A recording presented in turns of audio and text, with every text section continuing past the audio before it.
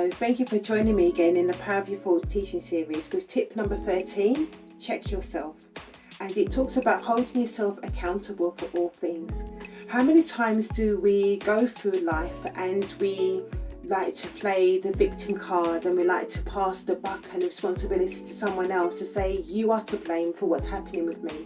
You are to blame with what's happening in my life and you know the direction that I'm going in. And don't get me wrong, there are outside circumstances and events that can play a part in what happens with our life and how our lives take form.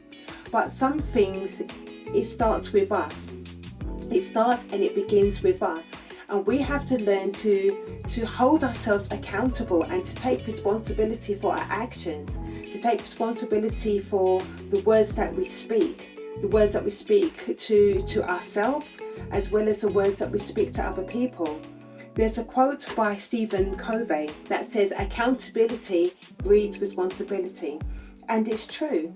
We have to learn to take responsibility for ourselves and for our actions, and to check ourselves often, to check ourselves in terms of what we do and how we do it, and what we say and how we say it to people, and how we think they may perceive it. So it's very important to always check ourselves often and to see, did I say this incorrectly? Did I do this incorrectly? Did I give the wrong impression? You know, is there something that I could have done differently? Is there something I could have said, said it another way differently?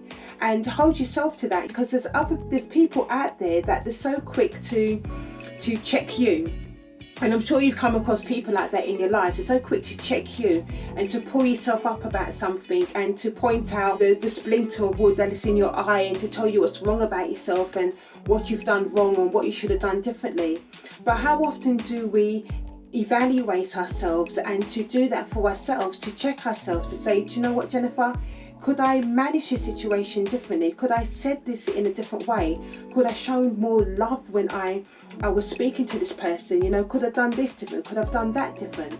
So it's always good when we use opportunities to check ourselves, not just to go and check somebody else and what they're doing, but to check ourselves in what's going on in our lives and the things that we do and how we behave and the things that we say to people. And get used to doing it more often in your lives, where it's you're pulling yourself up, so to speak. Sometimes there's going to be people that is going to do it whether you ask for it or not. Someone's always got an opinion about you, and sometimes you're not going to be surrounded with people that would do that to you, so you have to learn how to do that for yourself.